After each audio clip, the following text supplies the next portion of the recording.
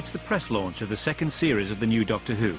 And as the anticipation grows for another 13 episodes of time travel, it's time to see how we got here and what's to come. Our generation of journalists are looking at it because we all watched it when we were children, so you have something to compare it to. Nearly 10 million people tuned in every week to see the Doctor do what he does best, save the world. I think there are a few main reasons for the success of Doctor Who. Number one is Russell T Davies. Basically because he's one of the best writers in the country. So a year ago I sat here and I said the greatest reward would be if I could be sitting here in a year's time talking about Series 2 of Doctor Who, and here we are, we did it. I don't think any of us could have anticipated how popular the show became. But I think some of the people were expecting it to fall flat on its face, and it just didn't. It just blew their socks off.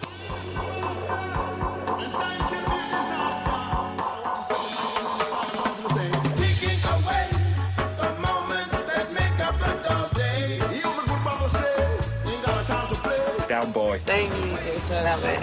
I'll give you moves. We wrote heaps about it simply because our readers were calling out for it. You lot just chill.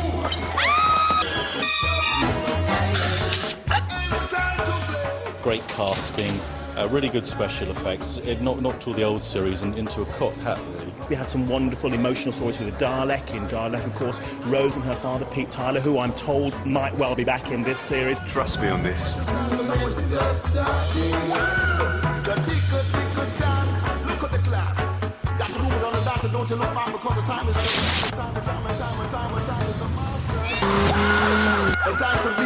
Stand back, boys. Surf's up. First day on set, and we're in London rather than Cardiff. We're here for a few days.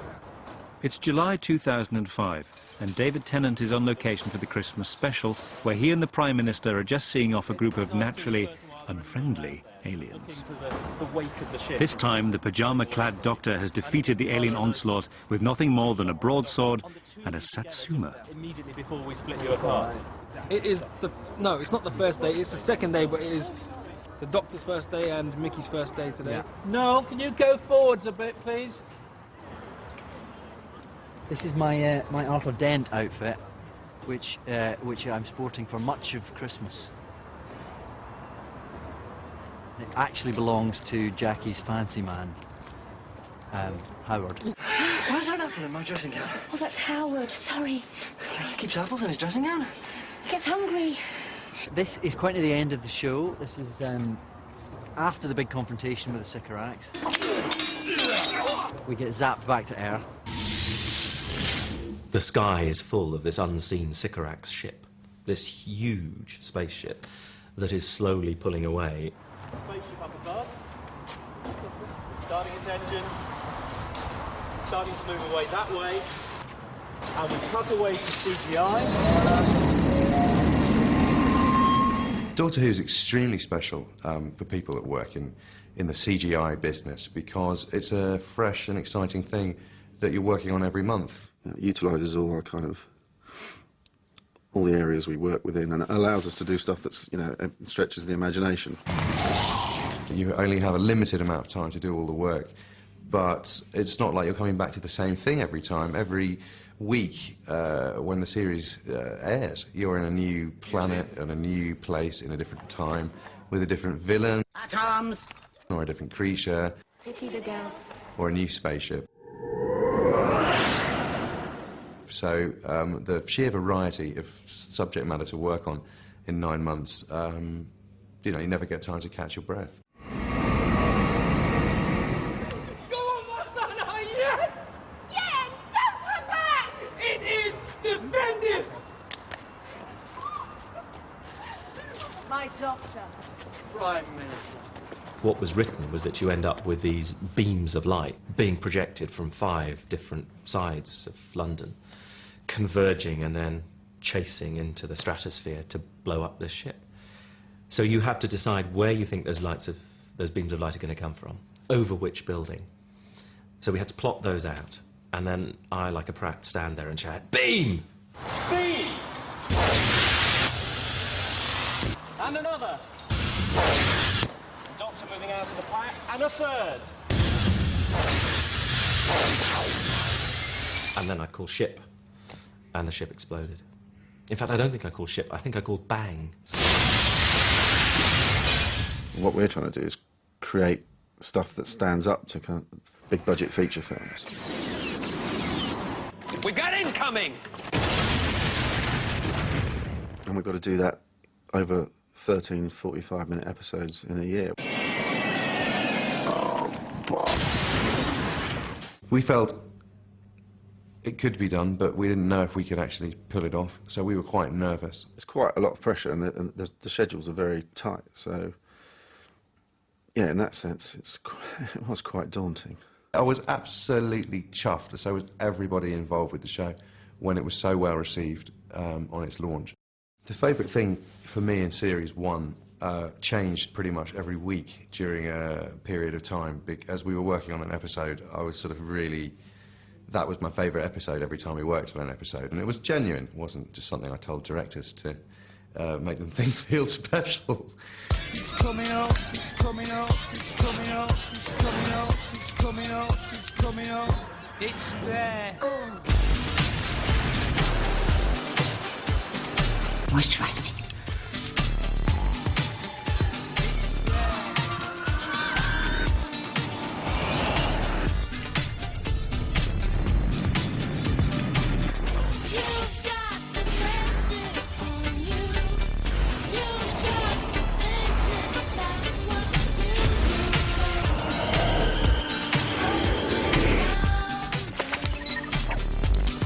Hey, nicely, Anna.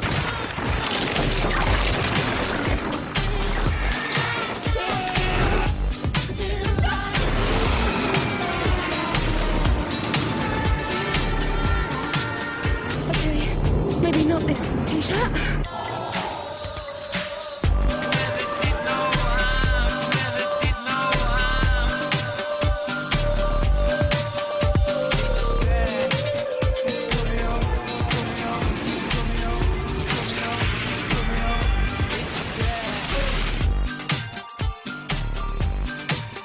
Somebody there.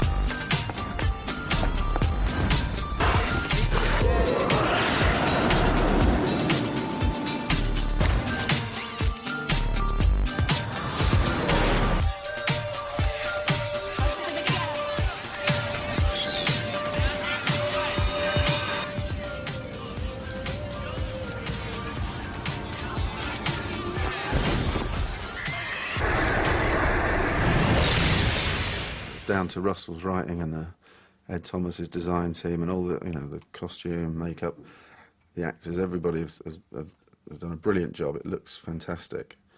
So at the end of it, we can actually sit back, look at our work and everybody else's, and the finished product is, it's gorgeous. Everyone realises that if we're going to keep this show alive, obviously the scripts have to be great, but the visuals have to be even better. From the gardens are not permitted.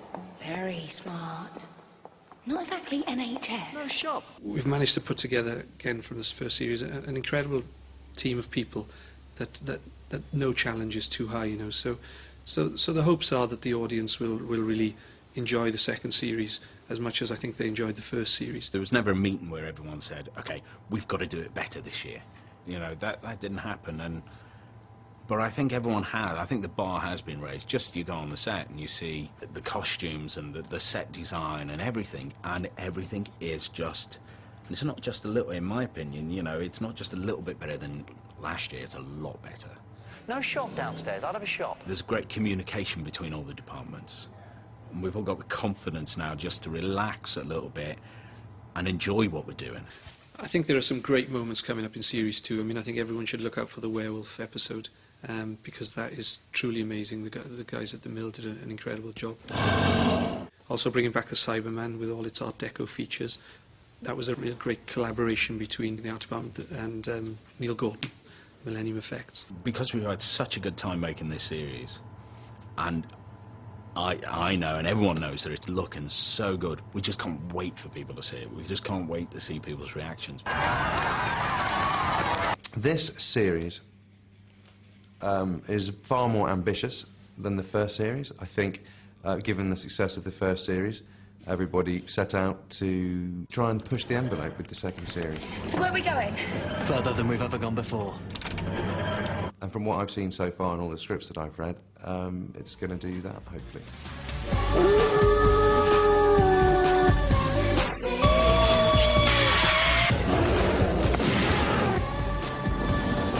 Come on!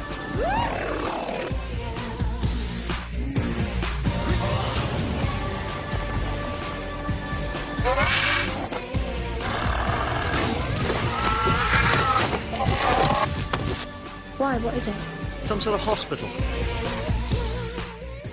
And then the reverse, which will be on Meanwhile, back on location, the Doctor has some stern words for the PM. him down round. And then myself and the Prime Minister have a bit of a standoff because she behaves rather poorly, in my estimation. Indeed. And you say possibly the coolest line in the whole show. Do you think? I think so. Yeah, yeah. In this particular show. You Yeah. shouldn't repeat it now. No, you know, you'll have to wait for that. You'll have to wait for that. Six It's so words. cool. 6 words. 6 words. 6. Don't you think she looks tired? What did he say? What did he say? Nothing. I don't know. Doctor! Doctor, what was that? What did he say? What did you say, Doctor? Doctor! Thank you all for coming back, people who've come back. We had a fantastic team last year. We've lost a couple of really good people, unfortunately, but we've replaced them with equally good people. It was a bit of a relief to start filming, actually, because there had been all these months of speculation about it, talking about it, being endlessly quizzed about it, and everybody coming out with opinions about it, long before I'd shot a single scene. Can't get the staff. Now, you just wait. And that has, without doubt, been the hardest bit of taking this job on, much harder than turning up and doing the scenes. You just can't get the staff. Now, you just wait. I'm busy. Day 13, then we shuffle off to the caves for 4 days. For those of you who weren't lucky enough to go and visit, it's cold down there. It's perfectly dry, it's not damp at all, but it is cold down there, so you need to dress well, even if it's hot upstairs. We're going to go down into Clewer Caves, which is a whole cave system, and the idea for this spaceship is that it's a harnessed meteorite. It's a kind of this alien primitive race have harnessed this meteorite and made it their own, and they fly it. This ship is meant to be miles across, and we're in a cave that's probably 30 feet high and about 40 wide. Action! Having had the Doctor comatose for most of the show, of course, like any good hero, he comes riding over the hill at that crucial moment with his fabulous line, you know, the doors of the TARDIS fling open. Did you miss me? And, you know, it's one of those little hairs on the back of your neck. You did, and there he is, and he's going to save the day.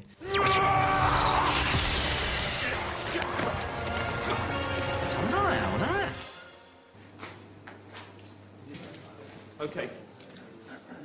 I can't say I wasn't daunted with the responsibility of bringing a new Doctor onto the set, but David's enthusiasm is so fantastic. His willingness to experiment is so... And he's got so many of his own ideas that he tries out, and 99% of them are in the cut. They just work. Try it once more for me. It's coming at me. Listen, it's Robin Hood and Little John. We're about to do the staff on the bridge thing, yeah? So that it's right at me. So it's a real punch to meet it, yeah? I think each actor brings a part of themselves to the role they play, and I think you can see subtle changes, but we haven't reinvented the wheel in terms of the character. I've heard a number of times Russell say, you know, this character is 900 years old with 2 hearts and a time machine. 2 hearts, binary vascular system. Oh, I am so going to patent this. He doesn't need to become more eccentric, he doesn't need to become more extreme. He just has to be the person at the centre of the universe and at the centre of all our action. A great big threatening button. A great big threatening button which must not be pressed under any circumstances. Am I right? Let me guess, it's some sort of control matrix. Of course, the great thing about Doctor Who is that, you know, just when you feel safe and comfortable with him as a character, he can change. And so, you know, of course, the big challenge for us this year is David coming in and you know, establishing himself as clearly and as positively as Chris managed to do. Now, first things first. Be honest. How do I look? Different. I think in the Christmas Invasion, I really think David Tennant nailed it so absolutely. So is the Doctor that we thought we'd have to do a lot more dialogue, saying I'm new, I'm this, I'm that. And actually, when you saw it working on screen, we just started cutting back on it in the dialogue because he is the Doctor. Am I funny? Am I sarcastic? Sexy? Right old misery? Life and soul? Right-handed, left-handed, a gambler, a fighter, a coward, a traitor, a liar, a nervous wreck. I mean, judging by the evidence, I've certainly got a gob. I wasn't prepared for the amount of attention that it would get me. You know, you accept a job, you don't really expect that to be announced on the news. Finally, shooting's begun in Wales on the latest series of the cult television show Doctor Who. And after 40 years of fighting the Daleks, the 10th Time Lord, David Tennant, says he's nervous but excited about taking on the TARDIS. Here's Wirra Davis. It was the TV comeback of last year. New title music, a new assistant and a new Doctor. But as soon as he'd arrived, he was gone. Step forward David Tennant, best known for playing a smiling Lothario in hits like Blackpool and Casanova, now charged with one of the leading roles in television. He's got a lot to live up to. Chris Eccleston was fantastic in the first series, but he carries it off. A lot of sort of manic energy, very good with words, and they seem to have a great chemistry together. I think actually David Tennant is a more traditional style of Doctor. He has that very English eccentricity that's perfect for Doctor Who. I think with David, he's a lot more human, a lot more kind of in charge, so I think he was really good in this one, but I want to see how he develops over the rest of the series as well. The Doctor is always going to be the man under the most pressure in the episode. He's the character who has to make the difficult decisions, the life or death situation sometimes.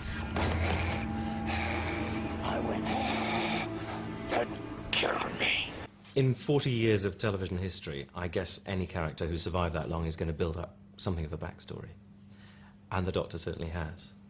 I think it would have been disastrous to have laden that onto any episode. But this little drip feed, which informs his character because of the guilt he carries with him all the time. From what I've seen, your funny little happy-go-lucky life leaves devastation in its wake. Always moving on, because you dare not look back. Playing with so many people's lives, you might as well be a god. It was interesting to start out a Doctor in Series 1 who was damaged in many ways. I was very wary of starting out with a hero, a brand new hero to a lot of people, especially to a younger audience, a hero who knew everything, who could solve everything, and who couldn't be hurt. But with the darkness underneath it of being the only survivor of a time war, and a lot of the first series is him still coming to terms with that. You lie! I watched it happen. I made it happen! You destroyed us! Once or twice every issue there's a little beat of his loneliness, of his anger. If you watch the Dalek episode, he becomes as furious as the Doctor's ever been seen. I think the Doctor's character in Series 1 was very much he was very much a kind of wounded survivor with, you know, survivor's guilt. He was the last of the Time Lords. He was dealing with that. And I think, you know, I think the character of Rose helped him to come to terms with that and helped him to kind of become whole again, really, I suppose. Is that the end of it? The Time War? I'm the only one left. I win. How about that?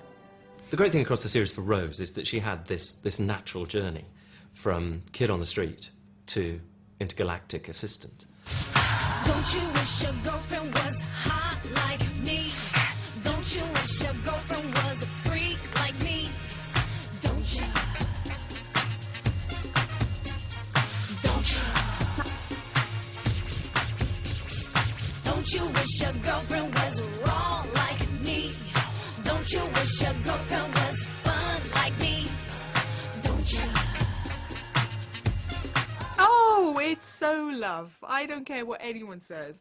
The Doctor and Rose love each other. How could they not? You can go back and see days that are dead and gone 100,000 sunsets ago. No wonder you never stay still. Not a bad life? Better with two.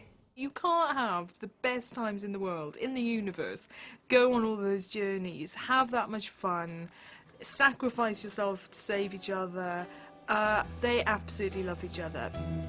Something to me. Something deep inside. I'm so glad I met you. Hanging on the wire. For love I'll never find. I could save the world but lose you. Something wonderful. Chase it all away. That was our first date. With Rose, the programme became very much focused on her. We saw her mum, we saw her travel back in time to save her father from dying when she was a little baby.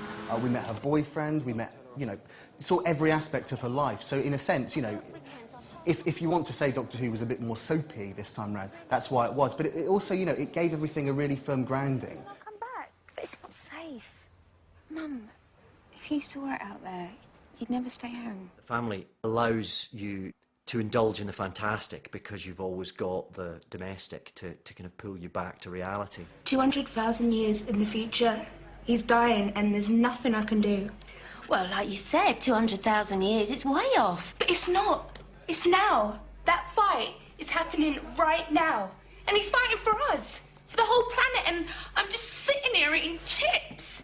People have families, you know, husbands, wives, boyfriends, girlfriends, and I think that what Russell and the writers did this with the first series was show that, okay, especially in today's day and age where there's phones and everything like that, you can't just leave and not be missed.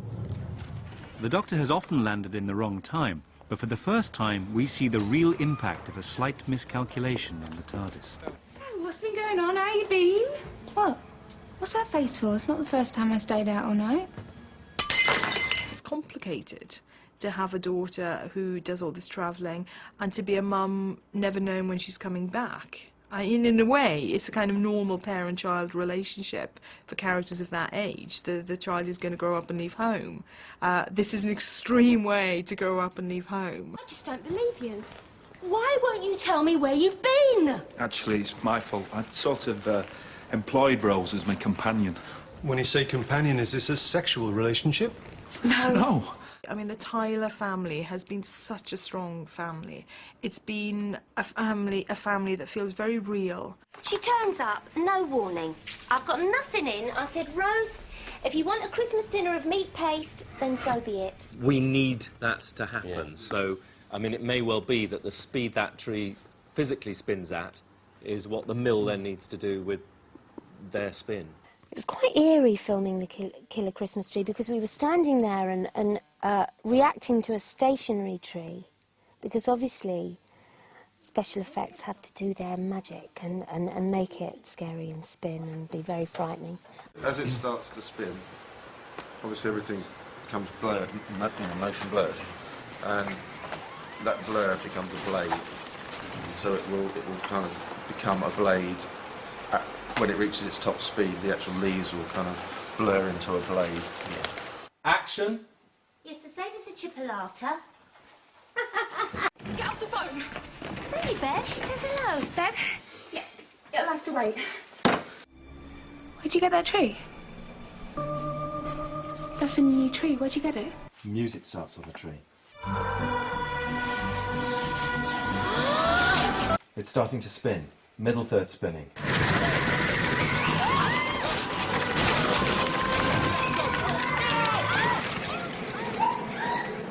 Jackie's not very good in a crisis. She's a bit of a scaredy cat and a bit of a screamer and will just run away. There's just such a charm to Jackie.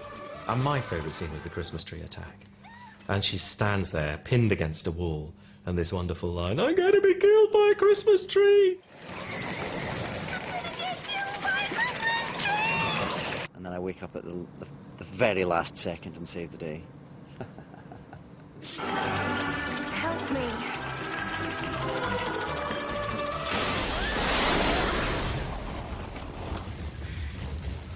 Camille Kaduri as Jackie Tyler, Rose's mum, possibly star of the show, really. Every time she appears, it's guaranteed to be hilarious. She sort of brought a real heart to Doctor Who, in the sense of when Rose and the Doctor are concerned about what's going on in space or saving the whole world, she's concerned about whether she's got the shopping or whether she's done the washing. An extraordinary event unfolding here. A body of some sort has been found inside the wreckage of the spacecraft. Oh, guess who asked me out? Billy Crew. Sure. Well, I love Jackie. I think she's a wonderful character, and it's very interesting that, you know, as a character, she's kind of evolved into the character who brings an awful lot of humour with her to the series. Both working. What do you mean both? Well, he's got two hearts. Oh, don't be stupid. He has. Anything else he's got two of? Leave him alone. My favourite Jackie line was when she turns up in the big yellow truck and decides to help Rose out and help Mickey out and try and get the TARDIS going again. And she says that Rodrigo lent her the truck, and she says, never mind why.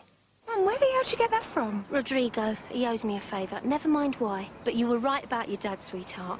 He was full of mad ideas, and it's exactly what he would have done. Now get on with it before I change my mind.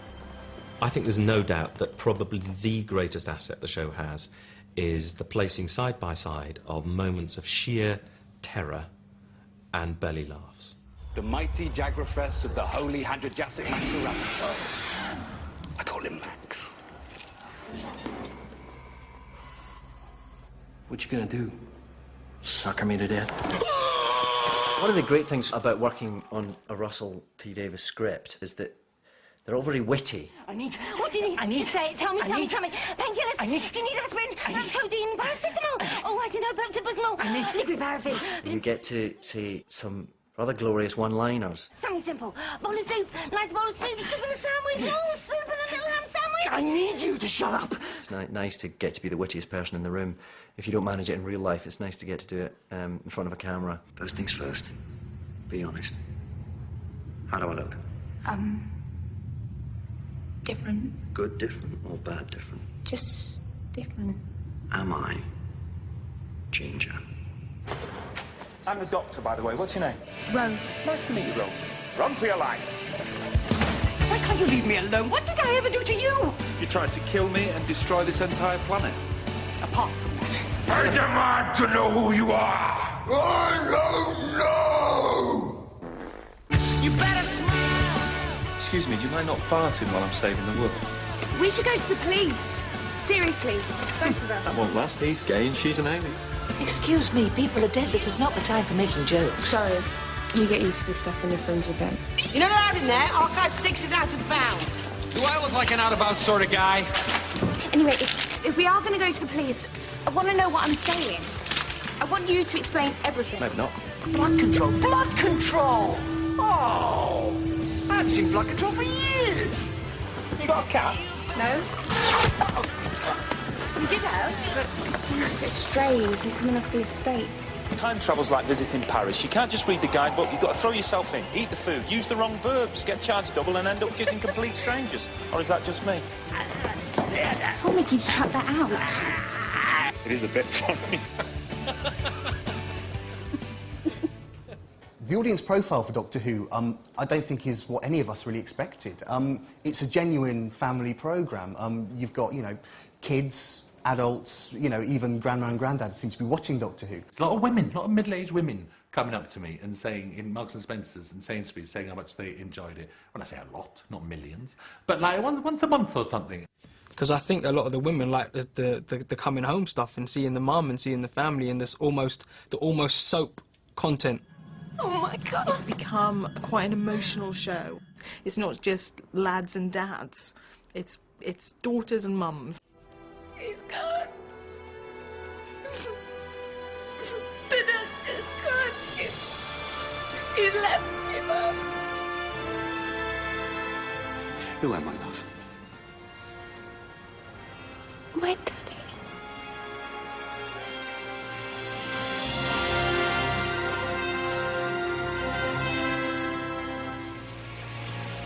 And back at the launch party, it is of course hugs all round. And let's face it, they've earned it. This uniquely British production is now seen all over the world, and with the launch of the second series, the pressure is on to live up to the first. About this time last year was the relaunch of Doctor Who. So the people that were turning up were those that remembered it of old and wanted it to fly, and others who hadn't a clue what it was. This year, everybody's seen a series and a Christmas special go out, and the different buzz and the different knowledge and the different level of expectation is tremendous. I think another astonishing part of Series 1 was, or the kind of aftermath of Series 1 has been how well it's sold across the world. Moi, je suis le docteur, et vous vous appelez comment? Rose. Ça a été un plaisir, Rose. And it is working around the world. I'm getting letters from all around the world. 너 여기서 뭐해? And I think the Korean version is especially marvellous because it sort of fits the language. So the show is so fast and so colourful. When you watch the version dubbed into Korean, it really works. It's like watching a bit of manga because everything's very bright and the characters are very distinct and they all talk very fast. And you think, oh, actually, that's exactly what the programme is. So it really sort of fits. But it's just nice to see it selling. 백화점을 날려버려서 출근 못했잖아요. 신혼 이 집인데. 너 플라스틱 아니지? 돌머리군. 갈게. We very recently showed our first episode of Series 2 to worldwide buyers, and there were Japanese people there, and Americans, and Italians, and Spanish people, and there's a line in the first episode where Rose looks in the mirror and says, "Oh my God, I'm a chav!" And it got a huge laugh, which was news to me that chav was a word in Japanese, but there you go. There was this very much a feeling of, right, we're now in the middle of the first run of Doctor Who. 459, take one. And then into the midst of this explodes John Barrowman and Captain Jack. Some people call me the Teresa. It's every living thing. Yeah. Some call me the gangster of love. It's a little harsh. I like to think of myself as a criminal. Some people call me Maurice. 'Cause I speak of the pompatus of love. Your viewing figures just went up. 'Cause I'm a picker, I'm a grinner, I'm a lover, and I'm a sinner. Fair point. Play my music in the sun. I'm a joker, I'm a smoker, I'm a midnight joker. See you in hell. I get my money on the Captain Jack in Series 1 was introduced in Stephen Moffat's episodes 9 and 10. You just handed me a piece of paper telling me you're single and you work out. Tricky things, psychic paper. Yeah, can't let your mind wander when you're handing it over. The reason to introduce the character then was to shake up the dynamic between Rose and the Doctor, that by the time you've had 9 adventures, you think these characters kind of know each other, maybe it's getting a little bit safe, and you want to put someone else into that mix to shake things up, move things around in that TARDIS. Captain Jack fixed me up. Oh, we're calling him Captain Jack now, are we? Well, his name's Jack, and he's a captain. He's not really a captain, Rose. Do you know what I think? I think you're experiencing captain envy. We just wanted to create a big, bold, blousy character. You sort of have a boyfriend called Mickey Smith, but you consider yourself to be footloose and fancy-free. Actually, the word you use is available. No way. And another one, very. Captain Jack, played by John Barrowman, is a great example of what I think the Doctor is all about. So where'd you pick this one up then? Doctor? She was hanging from a barrage balloon. I had an invisible spaceship. I never stood a chance. With Captain Jack, we had someone who we first met as a conman, who was very sly, very cynical, very much took life for granted. Sorry about the delay. Had to take the navcom offline to override the teleport security. Through coming into contact with the Doctor, he realises the consequences of his action. In the Doctor Dances episode, he realises that everything he set in motion is partly to blame for the whole crisis, and he becomes morally responsible. I mean, Captain Jack ends up working with the Doctor and helping to save the day.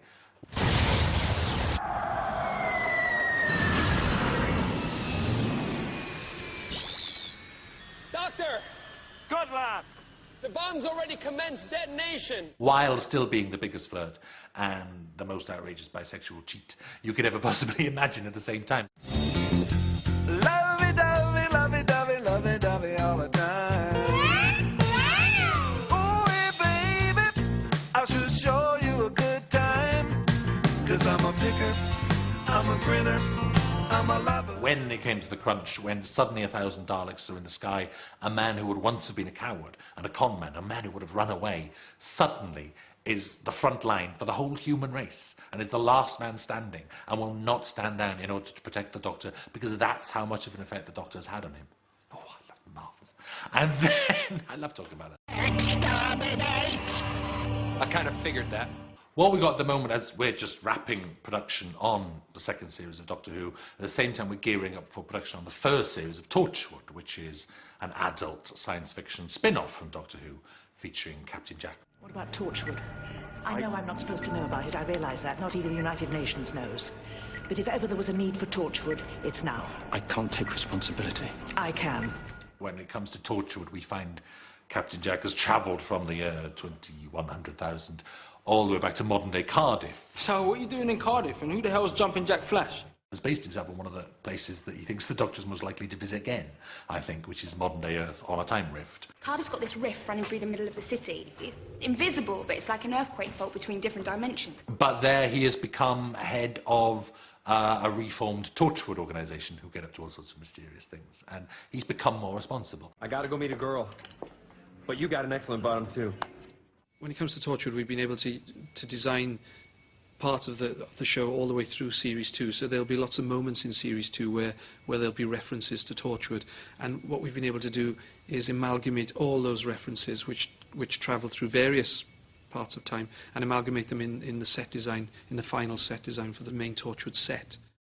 Torchwood doesn't kind of go into universes on shuttles in TARDISes.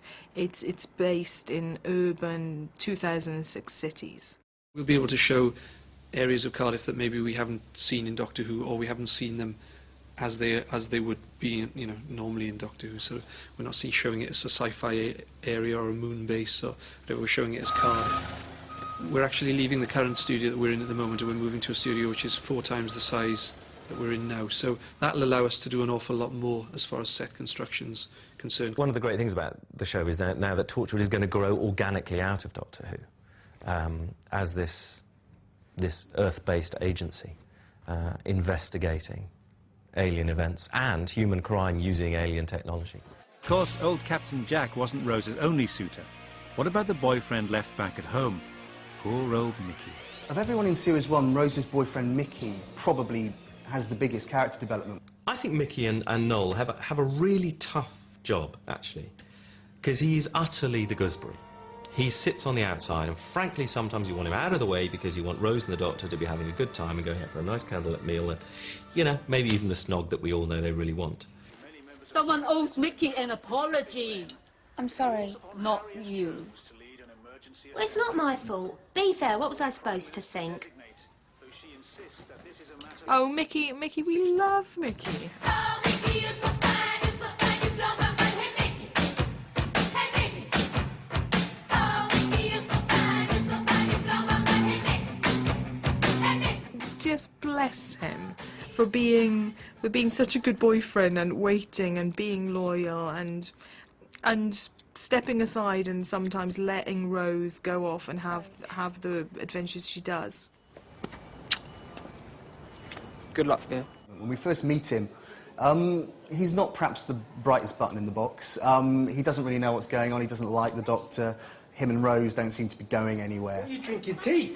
No, that's no good. That's no good. You're in shock. You need something stronger. All right. Now, come on. You deserve a proper drink. We're going down the pub. You and me, my tree. How about it? Is there a match on? Generally a no-hoper, I would say. You know, nice guy, but a no-hoper, not really going anywhere. And I think that once the Doctor takes Rose, he realises what he's lost. Who the hell are you? What do you mean, who the hell am I? Who the hell are you? Captain Jack Harkness. Whatever you're selling, we're not buying. Get out my way. But as the series progresses, he sort of develops, really, until, you know, by the end of the series, he's, even in Rose's eyes, become slightly more of a hero. You know, he's understanding, he's caring, and actually, he's treated really, really badly by the Doctor and Rose. I bet you don't even remember my name. Ricky. It's Mickey. No, it's Ricky. I think I know my own name. You think you know your own name? How stupid are you? The regenerated Doctor seems to be a lot nicer to Mickey in Series 2, and he doesn't need to call him Ricky anymore.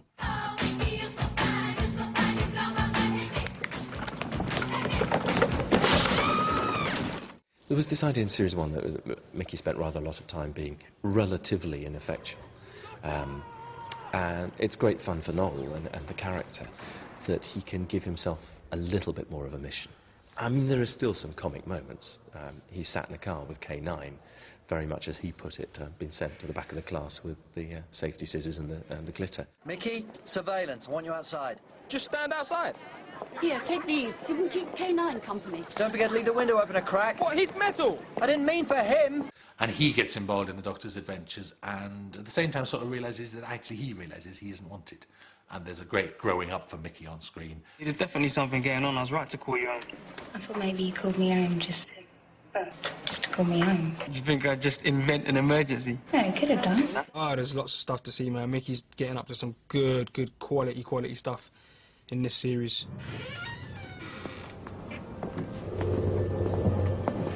It's a spaceship. Brilliant, I got a spaceship on my first go. I think Series 2, we're building on what we set out to try to achieve on Series 1.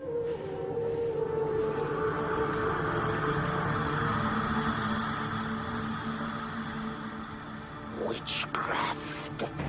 Time Lord. Series 2 has a whole host of other monsters, a whole host of new creatures for the Doctor to meet. Coming up, we've got a trip to New Earth. We go to the year 5 billion and 23. Whereas in the last series, they only went to year 5 billion. The 23 years are quite important. This is New Earth. Which is the new planet Earth that the human race moves to after the Earth reaches its death. Not bad. Not bad at all. The Cybermen are back. Who've been completely reinvented, new suits, new design, but very much still the same old brilliant idea that was invented back in the 60s. What are they? Cybermen. There is a trip back to 1879 in Scotland. Are we in Scotland? Okay. I've been boot in a boot. No, don't do that. Where the Queen Victoria The correct form of address is Your Majesty. and a werewolf. We have cat nuns. We have claws. There's the return of an old companion of the Doctor's called Sarah Jane Smith. Sarah Jane Smith. I used to travel with the Doctor. Oh, he's never mentioned ya. Which is a very good Rose story, which makes Rose reflect on her life with the Doctor. The Missus and the Ex. Welcome to every man's worst nightmare. We go sort of sideways in time as well. So this is London? Yep. Your city? That's the one. Just as we left it? Bang on. And that includes the Zeppelins? What the hell? So we think we're on modern-day Earth. We're in a parallel version. It's parallel, right? There's a beautiful, romantic, gorgeous trip back to the court of Versailles and Madame de Pompadour, where the French court is being terrorised by clockwork droids. Doctor! We have really bold, colourful, big characters every week. K9! We're still there trying to scare and thrill a family audience.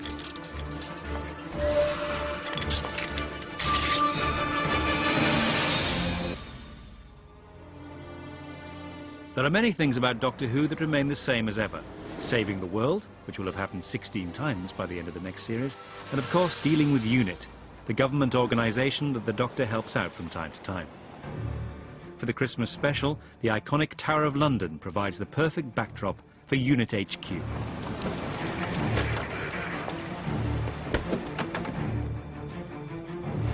This way, sir. But shooting the interior scenes shows something big has changed in the world of Doctor Who. It has a new home in Cardiff, where most of the series is filmed.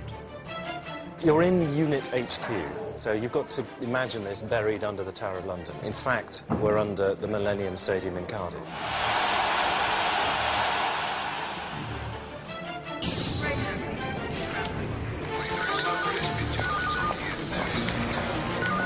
This is where our character Daniel Llewellyn is brought in a hurry to meet the Prime Minister. Mr. Llewellyn, Mum. This works very well. This works well as a large, sloping concrete bunker that we have then added the screens and the desks and the monitors to make it feel like some sort of control room, some kind of HQ. This planet is armed, and we do not surrender. It's all part of the challenge that is Doctor Who, that actually from week to week you are in completely different sets, completely different time zones, in completely different places. The city itself is far from just another location, as head writer Russell T Davies often gives Cardiff a starring role. Care. It's not 1860, it's 1869. I don't care. It's not Naples. I don't care. It's Cardiff. Right. I'm a great believer in showing off the city, which is our home city, and a city that helps us very much. And I was having such a nice day. Episode 11 is sort of most Cardiff-centric of all the episodes. You know, you get to see the Millennium Centre, you get to see Cardiff sort of at its most beautiful, really. And you even get one of the Slitheen's sort of going native, as it were, starting to really care that Cardiff isn't taken so seriously as it should be by the rest of England. Cardiff.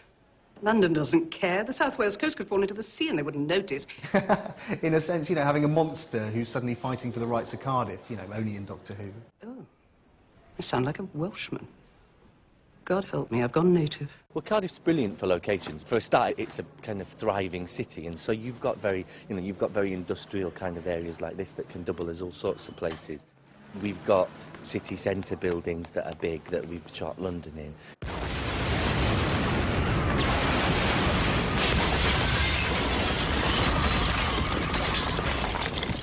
Cardiff Bay, which is actually very glamorous and modern. We've doubled that for all sorts of places. Cardiff's a great place to film. We have such a variety of landscapes that we're able to recreate all the worlds we need to get to reasonably easily.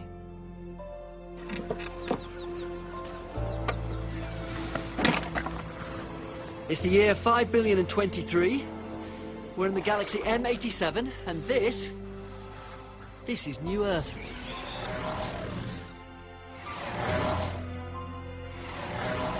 There's a wealth of material and landscapes here that we can use, so it's been fantastic. Cardiff is great, and I've been here off and on for about 2 years. I haven't seen as much as I probably have liked to have seen. Who the hell are you? Get out my way. But it's great, but I love Cardiff. It's a brilliant place. You can be in all kinds of different locations really very quickly.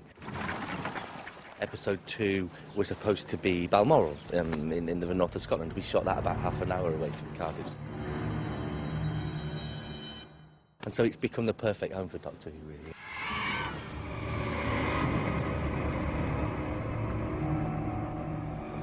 I think it'd be a long time before we ran out of places to go. Now, after 9 long months and 100 days filming, the cast and crew are just moments away from completing David Tennant's first series as the Doctor.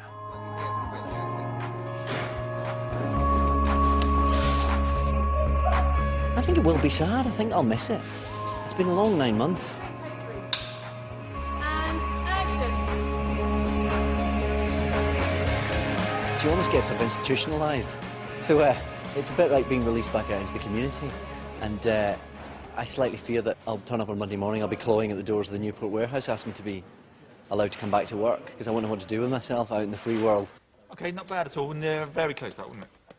An hour to go, 4 shots, 1 hour, 1 scene, and that'll be it. That'll be series 2 done and dusted. Guys, can I get you in there? Yeah. The last scene we'll shoot is, I think, the penultimate scene of episode 9. It's a TARDIS scene with the Doctor and Rose describing themselves with the stuff of legend. So I suppose it has a certain poignancy to finish the filming with a scene like this. Let's have a look. Take your eye lines, guys. Last shot, series 2. Action. You two, who are you? Oh. The stuff of legend.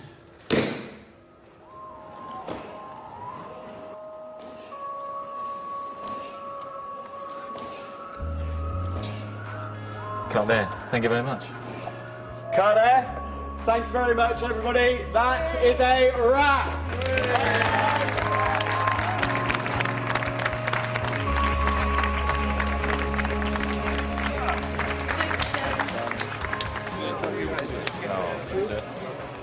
I've always loved Doctor Who, and what is magnificent about working on this show is I still love it as much as ever. And we just did the last scene here, and the Doctor's last line was the stuff of legend. And I was just standing there thinking, what a last line. It's true. That's what Doctor Who is. last year, that could have been it. It was an odd feeling wrapping because the show might not have worked and we could have just disappeared. Yes, of course. And this year we know already from the very start that Series 3 is commissioned as well, so that's lovely. And yes. It is great. It's quite emotional being here, though, because we're moving out of this studio, so all of this is going to be dismantled and we'll rebuild it somewhere else, that we've got a brand new studio to move to. But this has been a hell of an experience in this place. Hello! That's more like it. You felt like you were part of something big and successful and fun. What a way to get... Even your emotions have an echo in so much space. Hello. Something British came along and something slightly eccentric and something a lot less macho. Oh, baby, I'm beating out a samba. And it scared the pants off a lot of kids, but actually found a place in their hearts.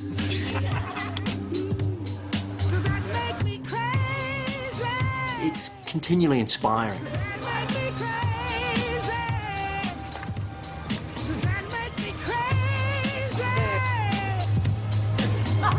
To come back with a series that was so well received the first time is wonderful.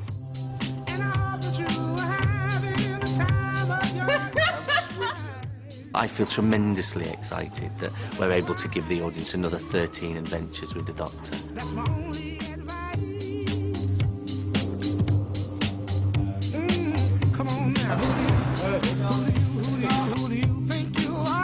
Who exactly are you? Who are you, though, Doctor? I suppose 9 months is quite a long time, but I wouldn't have it any other way. Coming up, coming up, coming up, coming up, coming up, coming up. It's there. Moisturise me.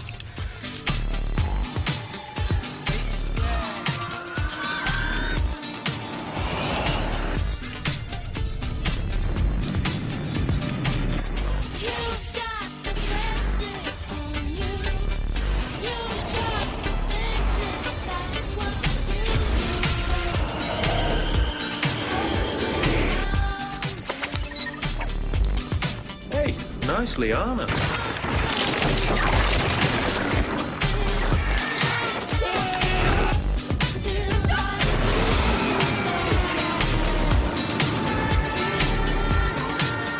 Okay, maybe not this t-shirt.